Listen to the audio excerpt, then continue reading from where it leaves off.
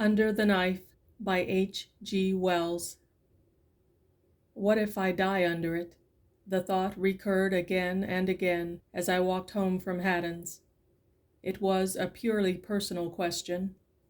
I was spared the deep anxieties of a married man, and I knew there were few of my intimate friends but would find my death troublesome, chiefly on account of their duty of regret.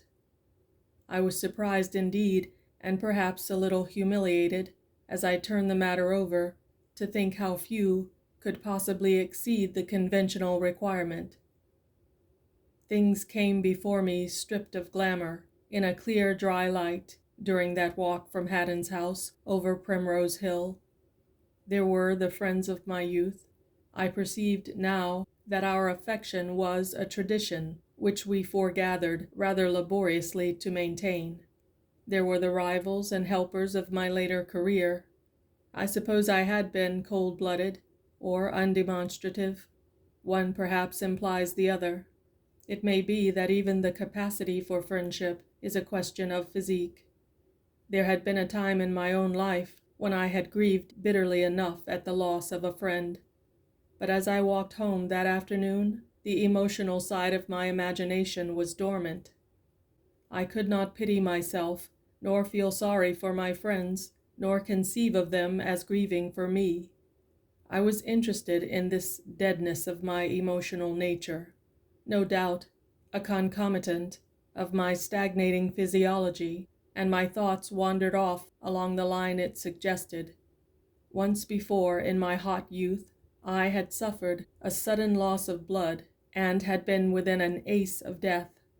I remembered now that my affections, as well as my passions, had drained out of me, leaving scarce anything but a tranquil resignation, a dreg of self-pity. It had been weeks before the old ambitions and tendernesses, and all the complex moral interplay of a man had reasserted themselves. It occurred to me that the real meaning of this numbness might be a gradual slipping away from the pleasure-pain guidance of the animal man. It had been proven, I take it, as thoroughly as anything can be proven in this world, that the higher emotions, the moral feelings, even the subtle unselfishness of love, are evolved from the elemental desires and fears of the simple animal. They are the harness in which man's mental freedom goes, and it may be that, as death overshadows us, as our possibility of acting diminishes, the complex growth of balanced impulse, propensity, and aversion, whose interplay inspires our acts, goes with it. Leaving what? I was suddenly brought back to reality by an imminent collision with the butcher boy's tray. I found that I was crossing the bridge over the Regent's Park Canal, which runs parallel with that in the Zoological Gardens. The boy in blue had been looking over his shoulder at a black barge advancing slowly, towed by a gaunt white horse. In the gardens, a nurse was leading 3 happy little children over the bridge. The trees were bright green. The spring hopefulness was still unstained by the dusts of summer.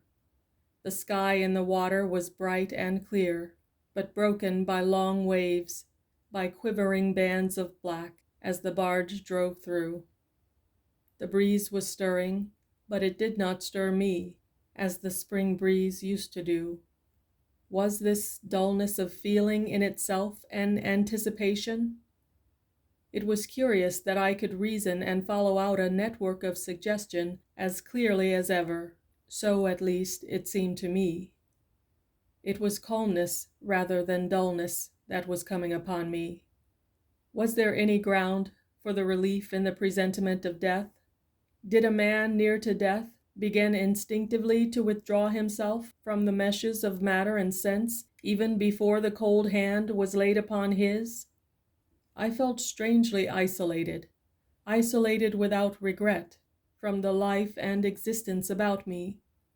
The children playing in the sun and gathering strength and experience for the business of life, the park keeper gossiping with a nursemaid, the nursing mother, the young couple intent upon each other as they passed me, the trees by the wayside spreading new pleading leaves to the sunlight, the stir in their branches.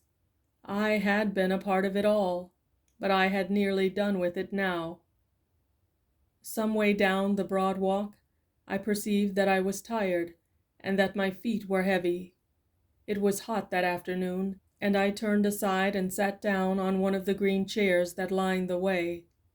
In a minute I had dozed into a dream, and the tide of my thoughts washed up a vision of the resurrection. I was still sitting in the chair, but I thought myself actually dead, withered, tattered, dried, one eye I saw pecked out by birds. "Awake!" cried a voice, and incontinently the dust of the path and the mold under the grass became insurgent.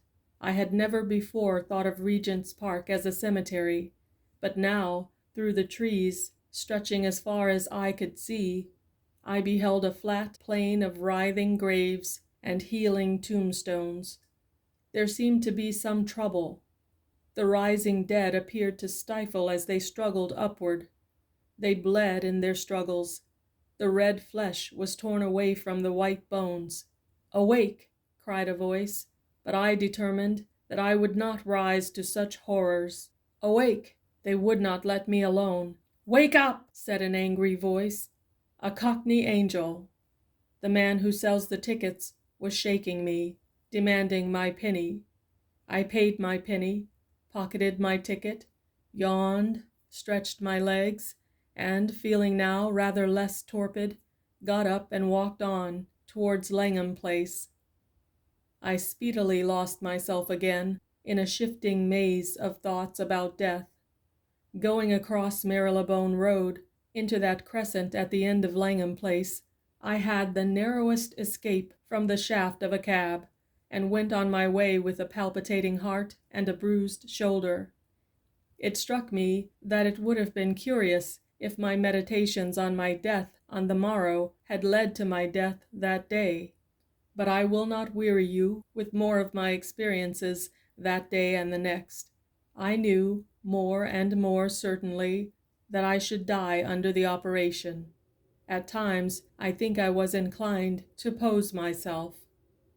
The doctors were coming at 11, and I did not get up. It seemed scarce worth while to trouble about washing and dressing, and though I read my newspapers and the letters that came by the first post, I did not find them very interesting. There was a friendly note from Addison, my old school friend, calling my attention to 2 discrepancies and a printer's error in my new book, with one from Language venting some vexation over Menton. The rest were business communications. I breakfasted in bed. The glow of pain at my side seemed more massive. I knew it was pain, and yet, if you can understand, I did not find it very painful. I had been awake and hot and thirsty in the night, but in the morning bed felt comfortable. In the night-time I had lain, thinking of things that were past. In the morning I dozed over the question of immortality. Haddon came, punctual to the minute, with a neat black bag, and Mowbray soon followed. Their arrival stirred me up a little. I began to take a more personal interest in the proceedings. Haddon moved the little octagonal table close to the bedside, and, with his broad back to me, began taking things out of his bag. I heard the light click of steel upon steel. My imagination, I found, was not altogether stagnant. "Will you hurt me much?" I said in an offhand tone. "Not a bit," Haddon answered over his shoulder. "We shall chloroform you. Your heart's as sound as a bell." And as he spoke, I had a whiff of the pungent sweetness of the anesthetic. They stretched me out with a convenient exposure of my side, and, almost before I realized what was happening, the chloroform was being administered. It stings the nostrils, and there is a suffocating sensation at first. I knew I should die, that this was the end of consciousness for me. And suddenly I felt that I was not prepared for death. I had a vague sense of duty overlooked. I knew not what. What was it I had not done? I could think of nothing more to do, nothing desirable left in life. And yet I had the strangest disinclination to death, and the physical sensation was painfully oppressive. Of course, the doctors did not know they were going to kill me. Possibly I struggled. Then I fell motionless, and a great silence, a monstrous silence, and an impenetrable blackness came upon me. There must have been an interval of absolute unconsciousness, seconds or minutes. Then, with a chilly, unemotional clearness, I perceived that I was not yet dead. I was still in my body, but all the multitudinous sensations that come sweeping from it to make up the background of consciousness had gone, leaving me free of it all. No, not free of it all, for as yet something still held me to the poor stark flesh upon the bed, held me, yet not so closely that I did not feel myself external to it, independent of it, straining away from it. I do not think I saw, I do not think I heard, but I perceived all that was going on, and it was as if I both heard and saw. Haddon was bending over me, Mowbray behind me. The scalpel, it was a large scalpel, was cutting my flesh at the side under the flying ribs. It was interesting to see myself cut like cheese, without a pang, without even a qualm. The interest was much of a quality with that one might feel in a game of chess between strangers. Haddon's face was firm, and his hand steady, but I was surprised to perceive, how I know not, that he was feeling the gravest doubt as to his own wisdom in the conduct of the operation. Mowbray's thoughts, too, I could see. He was thinking that Haddon's manner showed too much of the specialist. New suggestions came up like bubbles through a stream of frothing meditation, and burst one after another in the little bright spot of his consciousness. He could not help noticing and admiring Haddon's swift dexterity, in spite of his envious quality and his disposition to detract. I saw my liver exposed. I was puzzled at my own condition. I did not feel that I was dead, but I was different in some way from my living self. The gray depression that had weighed on me for a year or more and colored all my thoughts was gone. I perceived and thought without any emotional tint at all. I wondered if everyone perceived things in this way under chloroform, and forgot it again when he came out of it. It would be inconvenient to look into some heads and not forget.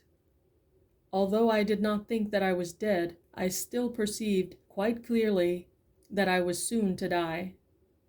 This brought me back to the consideration of Haddon's proceedings. I looked into his mind and saw that he was afraid of cutting a branch of the portal vein. My attention was distracted from details by the curious changes going on in his mind. His consciousness was like the quivering little spot of light which is thrown by the mirror of a galvanometer. His thoughts ran under it like a stream, some through the focus bright and distinct, some shadowy in the half-light of the edge. Just now, the little glow was steady, but the least movement on Mowbray's part, the slightest sound from outside, even a faint difference in the slow movement of the living flesh he was cutting, set the light spot shivering and spinning. A new sense impression came rushing up through the flow of thoughts, and lo, the light spot jerked away towards it, swifter than a frightened fish. It was wonderful to think that upon that unstable, fitful thing depended all the complex motions of the man, that for the next 5 minutes, therefore, my life hung upon its movements, and he was growing more and more nervous in his work. It was as if a little picture of a cut vein grew brighter and struggled to oust from his brain another picture of a cut falling short of the mark. He was afraid. His dread of cutting too little was battling with his dread of cutting too far. Then, suddenly, like an escape of water from under a lock gate, a great uprush of horrible realization set all his thoughts swirling, and simultaneously I perceived that the vein was cut. He started back with a hoarse exclamation, and I saw the brown-purple blood gather in a swift bead and run trickling. He was horrified. He pitched the red-stained scalpel onto the octagonal table, and instantly both doctors flung themselves upon me, making hasty and ill-conceived efforts to remedy the disaster. "Ice!" said Mowbray, gasping. I knew that I was killed, though my body still clung to me. I will not describe their belated endeavors to save me, though I perceived every detail. My perceptions were sharper and swifter than they had ever been in life. My thoughts rushed through my mind with incredible swiftness, but with perfect definition. I can only compare their crowded clarity to the effects of a reasonable dose of opium. In a moment it would all be over, and I should be free. I knew I was immortal, but what would happen I did not know. Should I drift off presently, like a puff of smoke from a gun, in some kind of half-material body, an attenuated version of my material self? Should I find myself suddenly among the innumerable host of the dead, and know the world about me for the phantasmagoria it has always seemed? Should I drift to some spiritualistic seance, and there make foolish, incomprehensible attempts to affect purblind medium? It was a state of unemotional curiosity, of colorless expectation. And then I realized a growing stress upon me, a feeling as though some huge human magnet was drawing me upward out of my body. The stress grew and grew. I seemed an atom for which monstrous forces were fighting. For one brief, terrible moment, sensation came back to me. That feeling of falling headlong which comes in nightmares, that feeling 1,000 times intensified. That and a black horror swept across my thoughts in a torrent. Then the two doctors, the naked body with its cut side, the little room, swept away from under me and vanished, as a speck of foam vanishes down an eddy. I was in mid-air. Far below was the West End of London, receding rapidly, for I seemed to be flying swiftly upward, and as it receded, passing westward like a panorama. I could see, through the faint haze of smoke, the innumerable roofs chimney-set, the narrow roadways stippled with people and conveyances, the little specks of squares, and the church steeples like thorns sticking out of the fabric. But it spun away as the earth rotated on its axis, and in a few seconds, as it seemed, I was over the scattered clumps of town about Ealing, the little Thames, a thread of blue to the south, and the Chiltern Hills, and the North Downs coming up like the rim of a basin, far away and faint with haze.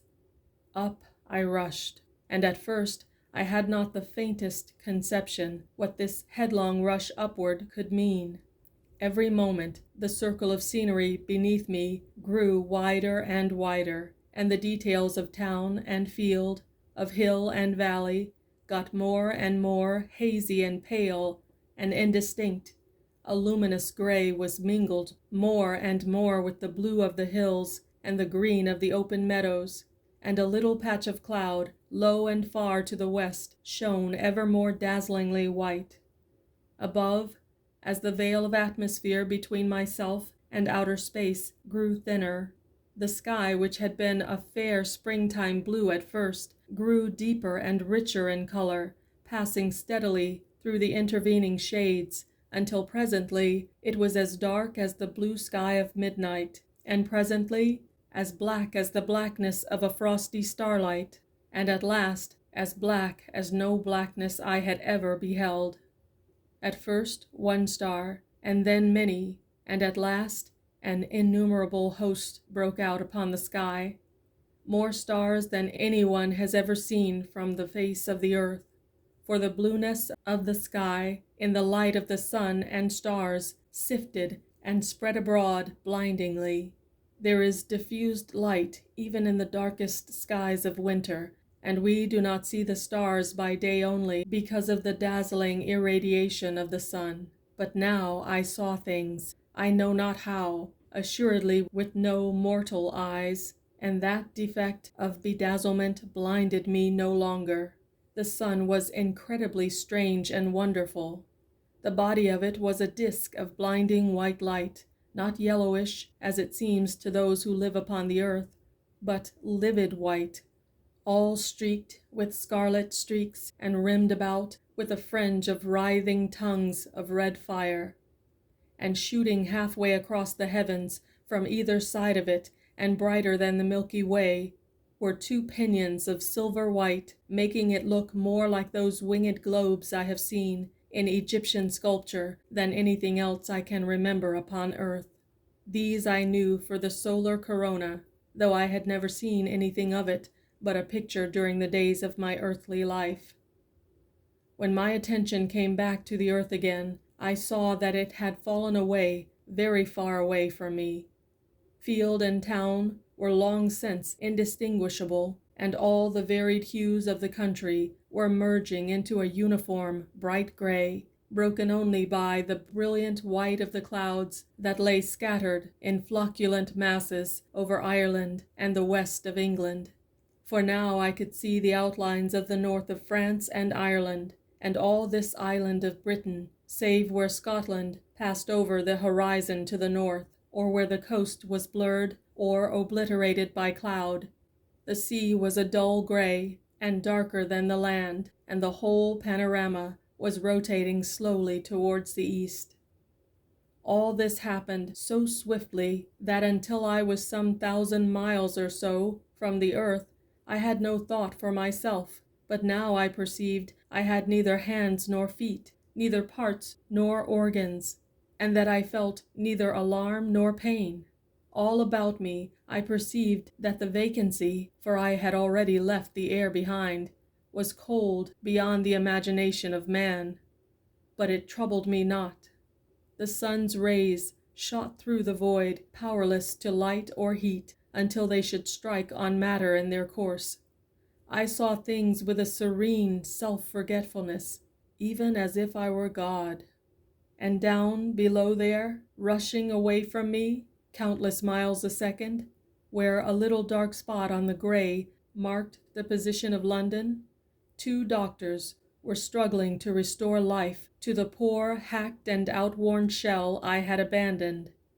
I felt then such release, such serenity as I can compare to no mortal delight I have ever known.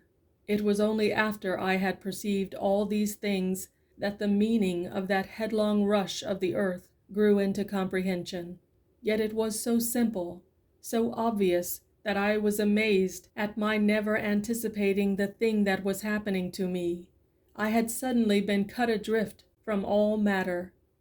All that was material of me was there upon earth, whirling away through space, held to the earth by gravitation, partaking of the earth inertia, moving in its wreath of epicycles around the sun, and with the sun and the planets on their vast march through space. But the immaterial has no inertia, feels nothing of the pull of matter for matter. Where it parts from its garment of flesh, there it remains, so far as space concerns it any longer, immovable in space. I was not leaving the earth was leaving me, and not only the earth, but the whole solar system was streaming past, and about me in space, invisible to me, scattered in the wake of the earth upon its journey, there must be an innumerable multitude of souls, stripped like myself of the material, stripped like myself of the passions of the individual and the generous emotions of the gregarious brute, naked intelligences, things of newborn wonder and thought, marveling at the strange release that has suddenly come on them. As I receded faster and faster from the strange white sun in the black heavens, and from the broad and shining earth upon which my being had begun, I seemed to grow in some incredible manner vast as regards this world I had left, vast as regards the moments and periods of a human life. Very soon I saw the full circle of the earth, slightly gibbous, like the moon when she nears her full, but very large, and the silvery shape of America was now in the noonday blaze, wherein, as it seemed, little England had been basking but a few minutes ago.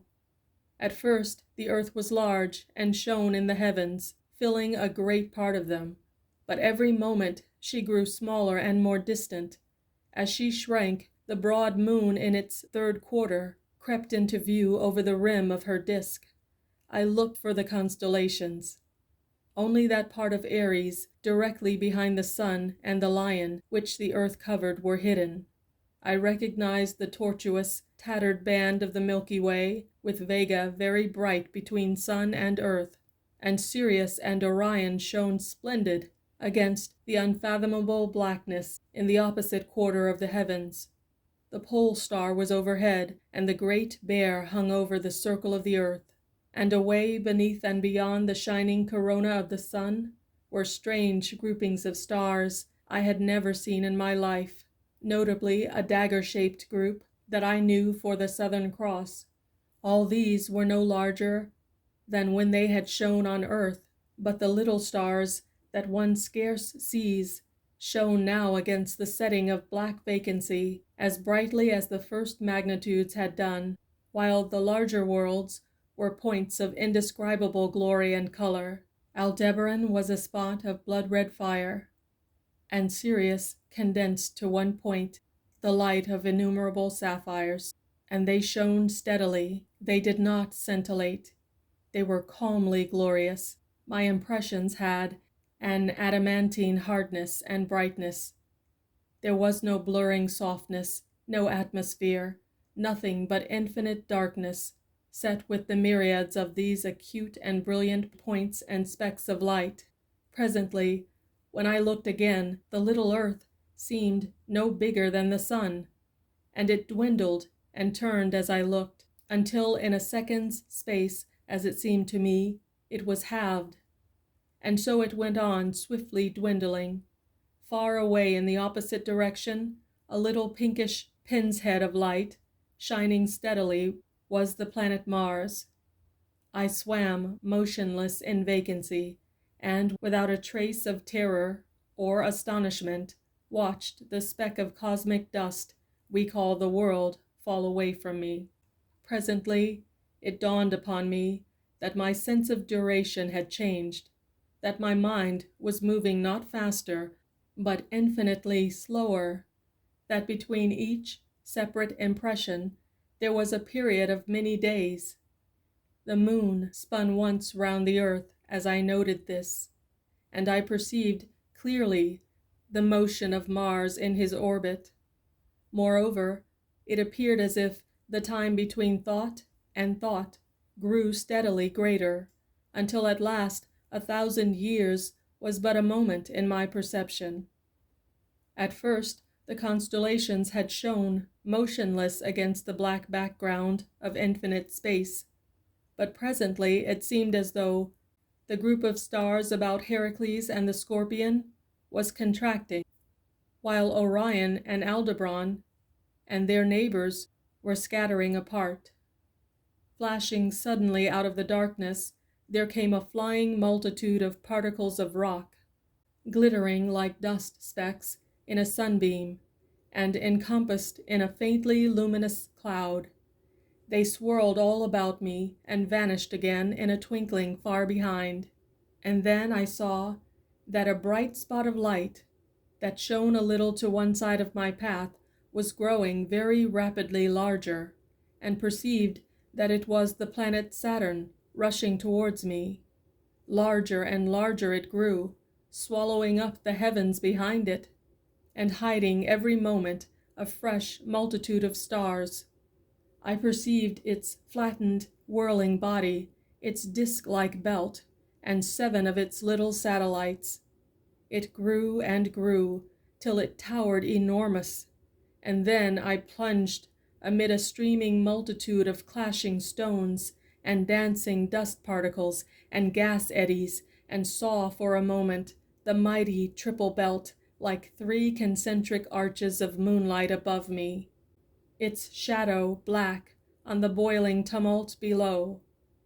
These things happened in 1/10 of the time it takes to tell them. The planet went by like a flash of lightning. For a few seconds it blotted out the sun, and there and then became a mere black, dwindling, winged patch against the light. The earth, the mother mote of my being, I could no longer see. So with a stately swiftness, in the profoundest silence, the solar system fell from me, as it had been a garment, until the sun was a mere star amid the multitude of stars, with its eddy of planet specks, lost in the confused glittering of the remoter light. I was no longer a denizen of the solar system. I had come to the outer universe. I seemed to grasp and comprehend the whole world of matter. Ever more swiftly, the stars closed in about the spot where Antares and Vega had vanished in a phosphorescent haze, until that part of the sky had the semblance of a whirling mass of nebulae, and ever before me yawned vaster gaps of vacant blackness, and the stars shone fewer and fewer. It seemed as if I moved towards a point between Orion's belt and sword, and the void about that region opened vaster and vaster every second, an incredible gulf of nothingness into which I was falling. Faster and ever faster the universe rushed by, a hurry of whirling motes at last, speeding silently into the void. Stars glowing brighter and brighter with their circling planets, catching the light in a ghostly fashion as I neared them, shone out and vanished again into inexistence. Faint comets, clusters of meteorites, winking specks of matter, eddying light points, whizzed past, some perhaps 100 millions of miles or so from me at the most, few nearer, traveling with unimaginable rapidity, shooting constellations, momentary darts of fire, through that black, enormous night. More than anything else, it was like a dusty drought, sunbeam lit. Broader and wider and deeper grew the starless space, the vacant beyond, into which I was being drawn. At last, a quarter of the heavens was black and blank, and the whole headlong rush of stellar universe closed in behind me, like a veil of light that is gathered together. It drove away from me like a monstrous jack-o'-lantern driven by the wind. I had come out into the wilderness of space. Ever the vacant blackness grew broader, until the host of the stars seemed only like a swarm of fiery specks hurrying away from me, inconceivably remote, and the darkness, the nothingness, and emptiness was about me on every side. Soon the little universe of matter, the cage of points in which I had begun to be, was dwindling, now to the whirling disk of luminous glittering, and now to the one minute disk of hazy light. In a little while it would shrink to a point, and at last would vanish altogether. Suddenly, feeling came back to me, feeling in the shape of overwhelming terror, such a dread of those dark vastitudes as no words can describe, a passionate resurgence of sympathy and social desire. Were there other souls invisible to me as I to them, about me in the blackness? Or was I indeed, even as I felt, alone? Had I passed out of being into something that was neither being nor not being? The cover of the body, the covering of matter, had been torn from me, and the hallucinations of companionship and security. Everything was black and silent. I had ceased to be. I was nothing. There was nothing, save only that infinitesimal dot of light that dwindled in the gulf. I strained myself to hear and see. and for a while there was naught but infinite silence, intolerable darkness, horror, and despair. Then I saw that about the spot of light into which the whole world of matter had shrunk, there was a faint glow, and in a band on either side of that, the darkness was not absolute. I watched it ages, as it seemed to me, and through the long waiting, the haze grew imperceptibly more distinct. And then about the band appeared an irregular cloud of the faintest, palest brown. I felt a passionate impatience, but the things grew brighter so slowly that they scarce seemed to change. What was unfolding itself? What was this strange reddish dawn in the interminable night of space? The cloud's shape was grotesque. It seemed to be looped along its lower side into four projecting masses, and above it ended in a straight line. What phantom was it? I felt assured I had seen that figure before, but I could not think what, nor where, nor when it was. Then the realization rushed upon me. It was a clenched hand. I was alone in space, alone with this huge, shadowy hand, upon which the whole universe of matter lay, like an unconsidered speck of dust. It seemed as though I watched it through vast periods of time.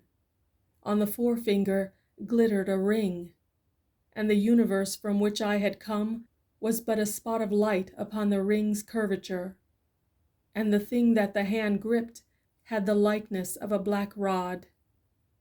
Through a long eternity I watched this hand, with the ring and the rod, marveling and fearing and waiting helplessly on what might follow. It seemed as though nothing could follow, that I should watch forever, seeing only the hand and the thing it held, and understanding nothing of its import. Was the whole universe but a refracting speck upon some greater being? Were our worlds but the atoms of another universe, and those again of another, and so on, through an endless progression? And what was I? Was I indeed immaterial? A vague persuasion of a body gathering about me came into my suspense. The abysmal darkness about the hand filled with impalpable suggestions, with uncertain, fluctuating shapes.